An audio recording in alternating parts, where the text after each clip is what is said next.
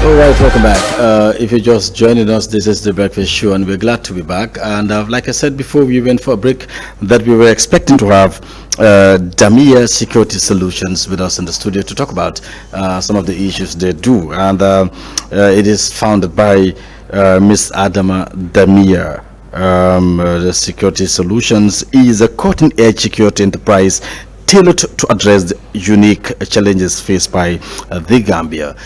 We will get to know more about that, but like I said, that's the guest I was telling you about. Exactly. You see how pretty she is. I think we've got another light in the building.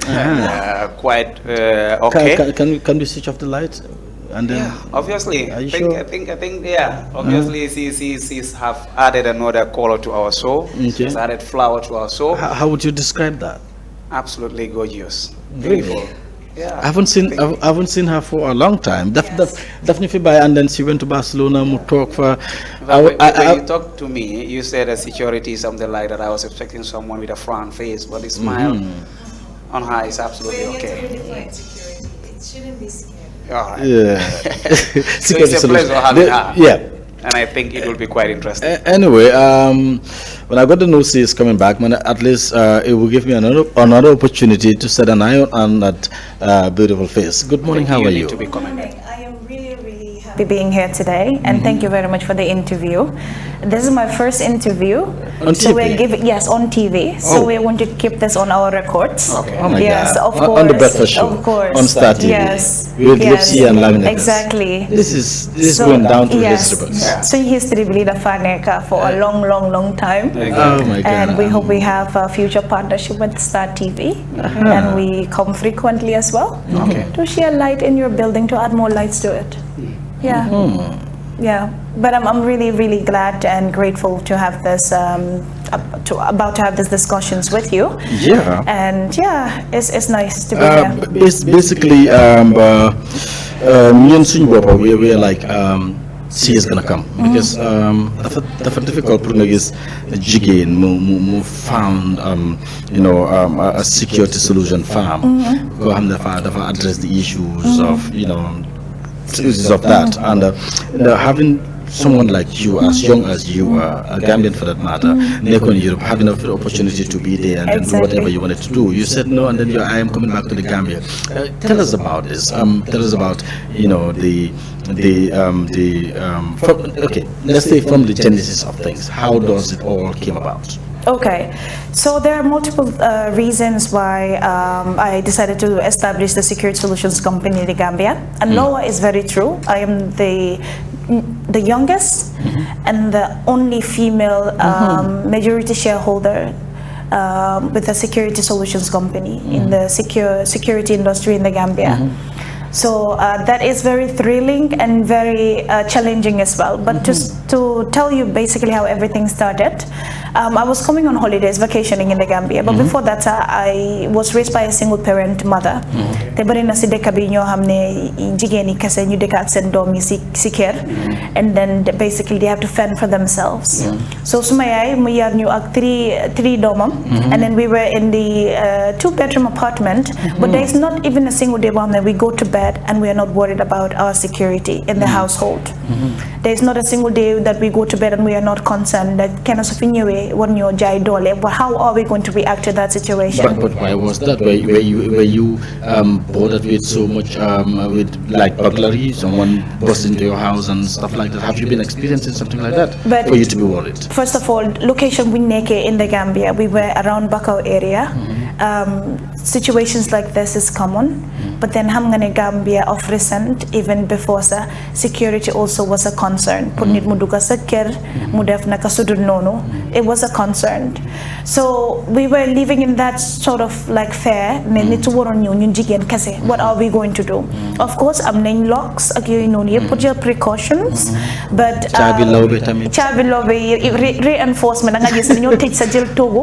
Of course, but then there come a time where my brother came on vacation and then amon ko bëggoon na ñëw dugga suñ néeg forcefully but ñun suñ fa nekkoon just ñun rek without my brother what could have happened because my brother had to literally chase the person out and then that loolu noonu after mu ma tukkee sax mu ngi nekkoon suma xel bi like how are single parent mothers or ñoo xam ne they cannot fend for themselves security wise how are they living with those concerns because someone nelaw you wake up you cannot be productive if you're not productive you cannot have money so xel bu dal dafa bokk si lu la succeed loo as an individual that is very true so when I went abroad ma la ñëw Gambia instead of people wax ma ne enjoy your vacation they were telling me be careful it was a language I didn't like to hear. You understand? So they were telling me, be careful of your security, be careful of Foidal, be careful of Samubay, be careful. And I don't want to hear that. I want to hear, Niko Hamnaminyo Gambia, we tell you, enjoy your vacation. Gambia is a beautiful place. Gambia is a very secure place. Have you tried Exactly. Exactly. I'll give you this recommendation. But when you're coming to Gambia, the first thing anybody tells you is, be careful. Don't go out after 11. Don't go out after 9. Don't go out. The issue of robbing, the issue of pickpocketing, the issue of burglary. Exactly. So li tax na lu bari because before da nga gis ne suñu economy dañu rely on heavily on tourism but bi tax na si lu gëna bari loo xam ne tourist nekkuñ di ñëw suñu dëkk bi because of security reasons so I compile all of this together loolu mooy one of the main reason boo xam ne ma start Security Solutions company bi I'm not here to cater for of course they can be part and package of it but I'm not here for the wealth and for the rich I'm here for the average Gambian. You understand? Because I'm in security companies yoo xam ne ñoom soo demee si kër yu bari in the Gambia soo gisee security tools CCTV cameras di nga xam ne kër ko am aleel moo ko amee. yaa ngi understand? So man dama fi nekkal pour the rest of ñoo xam ne they can't afford to buy those tools from independent security companies. So basically that is one of the reasons why Lipsy. Oh, that's quite interesting because Young was sent a write-up and looking at this thing, reminds me of something very interesting. I just want you to shed light on this before FS comes in because this Yang explained that the company specializes in offering some customized security system by partnering with a leading global manufacturer and a notable service it's like a vehicle track or something like that. So what are you saying here? Okay. And how does it work? What sort of thing? Sure, I will explain on that. So we're using global technological insights with the blend of international, local understanding. What I mean by that is that we want to understand what people are going through in order to introduce security systems and tools that addresses those specific needs. Because but in Gambia, the security companies, you just come and dump CCTV cameras because you think that's what they need. And then you see that those cameras will need electricity to function, and we don't have stable electricity. So by customizing the systems and the services, just basically walking up to you and saying, okay, lan ak lan mo la lee border security wise boo xam ne we can address it as a company. So when we have that assessment loolu ñu use pour design as tool boo xam ne na la mun a help in terms of combating your security concerns or issues that you're facing. So of course we don't want to start. We just started 3 weeks ago, but this has been in the works like 2 years. So what we did was that ñu xam ne comme sàcc moto yi daf lee mën a bëri. yaa ngi understand suñ police bi they are trying but resources bi ak tools yi nekkut fa pour mën a be able comme like pour stop issues si sàcc moto yi nii. So in order to complement their effort we designed ñu ñoo first company bi in the Gambia pour design a mobile tracking app. It took us 1 year 6 months. It monitors. Yes. 1 year 6 months to design this, but make sure that it's actually quality with a finance standard fee, but it's affordable. So you design it because a lot of people what they do is that they have a tracking device, then they just track a manufacturer from China or the USA because it's cheaper. But then at the same time, if you have systematic problem, you have to call them, and then your data is not safe because anybody in China, those working within the company would have access to where you are, where you've been. What makes yours different? Exactly. So that is not safe. So that is why we're not just introducing a tracking device, we introduce a mobile app tracking system bo hamne. So when in this mobile app, digital tracking device, you will know where the car is, but munga set a digital fencing. So with this digital fencing, you can know if the car has been moved from the place you have parked it. It will send you a notification and say, Samutobi to Floko Park. And then with the app, you can stop the engine of the car. If somebody is in the car, you can stop the engine. But it can send you periodic reporting, daily, weekly. Then allow motor be stop na Senegambia. It went to this end. It stopped at this end. It went to this end. I need an internet to receive all that, or to be able to do all that. We are working with a GSM company in the Gambia. We are in works, and I can't mention the name. We are to make sure that you can receive notifications or SMS alert on your phone directly that your car has been moved from the place you have parked it. So all these are tools and services we're bringing, especially for car vehicle owners in the Gambia, because it's an investment, paying almost 100,000, and at the end, someone to be and you have lost all that investment. That's the last. Has it been launched? It has been launched. Good. Thank you very much. Has been launched. I'm coming back. And FS, do you have a question? I feel like I could really raise words because I love what I'm saying. Can you speak Mandinka? I cannot, unfortunately. Exactly, yes. Majority of our you're right. You're right about it. In fact, I love that. Definitely. I love that. You were talking about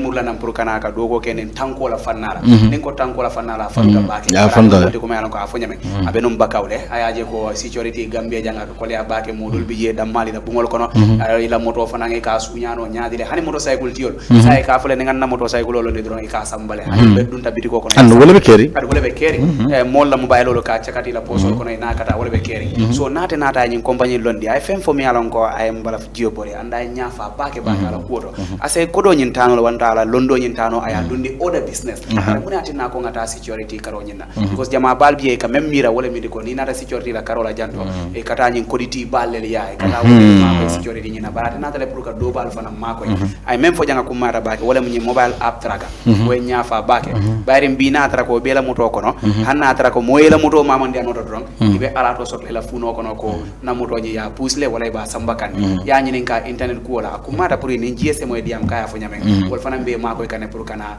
to solve that problem for them so ala ko nyafa bake lesi wala nan ko bi la breakfast so is one of the best so far because ngamira meli alon ko ba follow kan sainteng they will enjoy this one. Well, my question to her is quite much important, like you said, and this is like he who feels it knows it. You've gone through a system, and that's what motivates you to go into this business. And I think it must be something that you love, and I believe do something which you love doing. Now, my question here is, who are the agents, who are the people that you want to employ in this sector? You know, because many people will say, if you're to work for a security firm, you have to be a school dropout. What type of people, between what age do you want to work with? Or even to have a security know-how. Security know-how. So the way we are doing it is that when we send out applications, it's actually open for everybody to apply. But if you can rule out that image, because some people that are working within your security firm, so like this, exactly. So if you can look at them, they are they're young people. Okay. Under 30 years old, and then the way we did the employee application process, so basically they send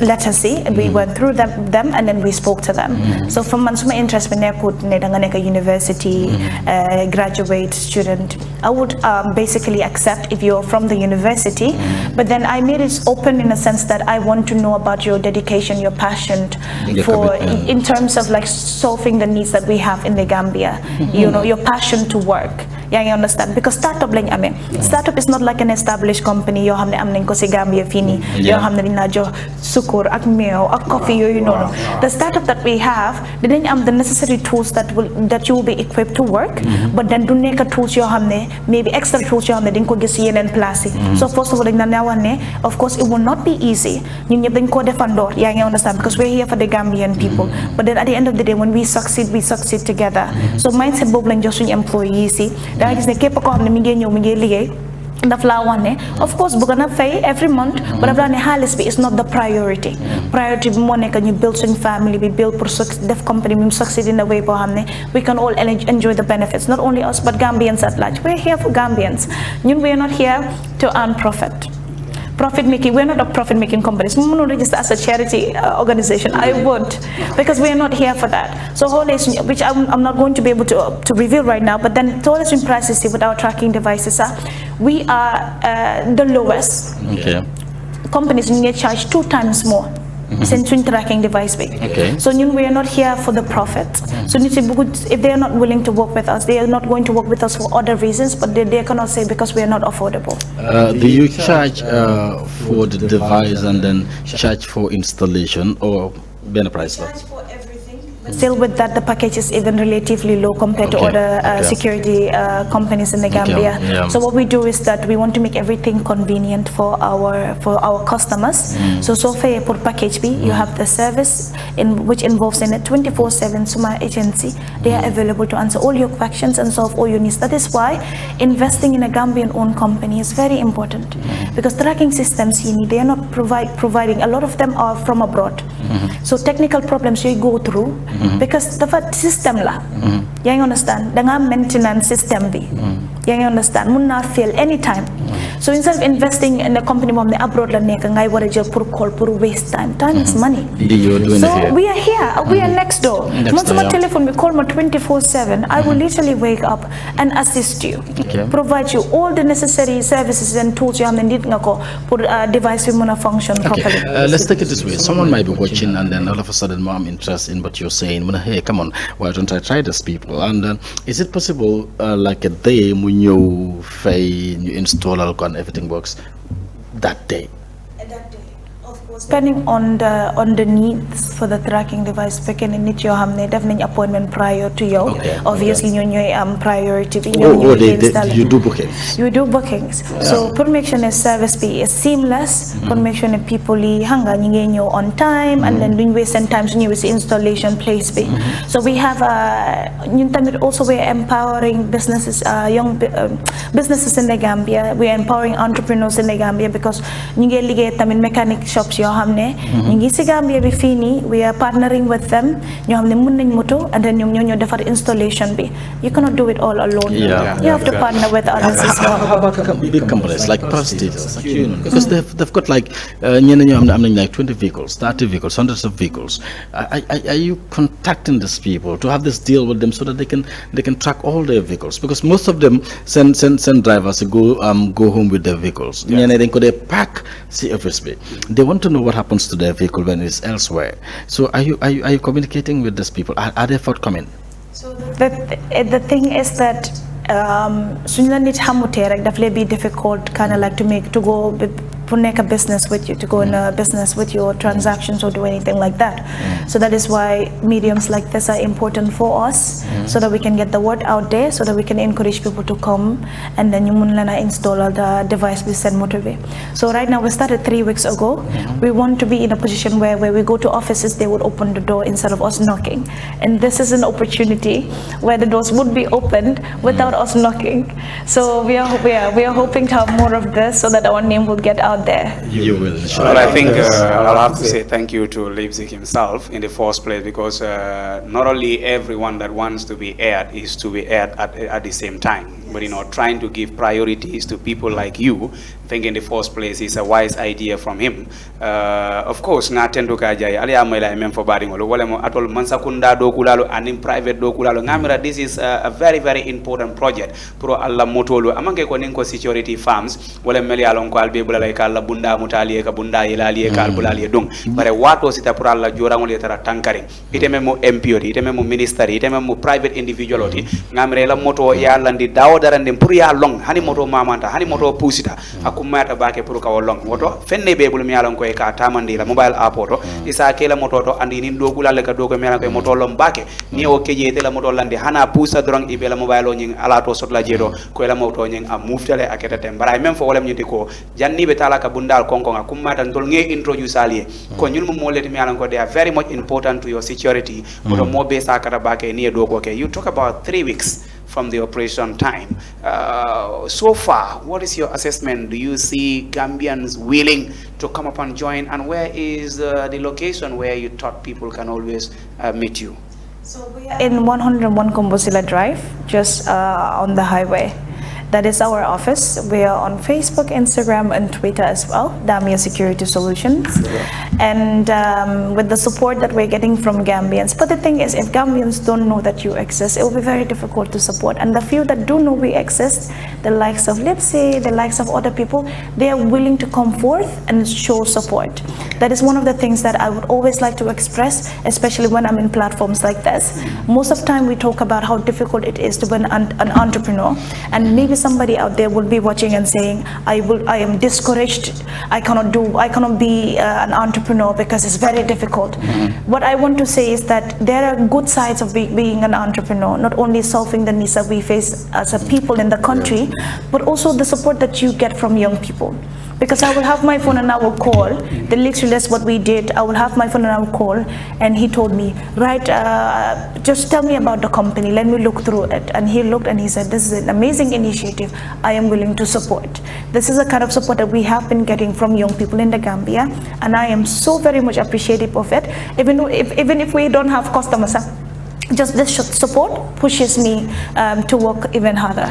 I am telling you, right after this show, they receive calls and then people will start talking about you. You exhausting time because we have another guest. I am pretty much sure that in the near future to talk about it, Feka grow bigger and bigger and bigger, and then you know. But briefly, what last would you want to say? Because this is important, and during the live question, we're going to give you the time you need to say whatever you want. So basically, I am very thrilled and happy that I could be part of our national development as a young person. Because in what I talk, every time you rely heavily on government's intervention, government more right now of course it's government's responsibility. Why one butut we contribute and come together with our ideas, with our capability.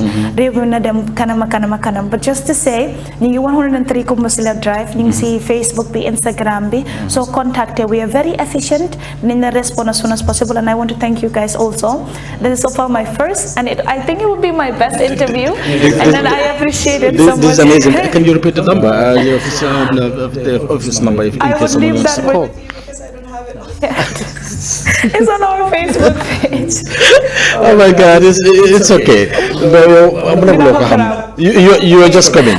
You came on Monday, right? I arrived on Monday. Yeah, this is like a week. Yes, this is my first week in the Gambia. Yes. Okay, thank you so very much. You know, you're right. This is one of the best breakfast shows. You know why? Because for the fact that you a very young, you know, entrepreneurs, Gambian, ko hamna ko buyaga, and the Damia Damia Bimahamon is different from this Damia because he is more mature. Hamga.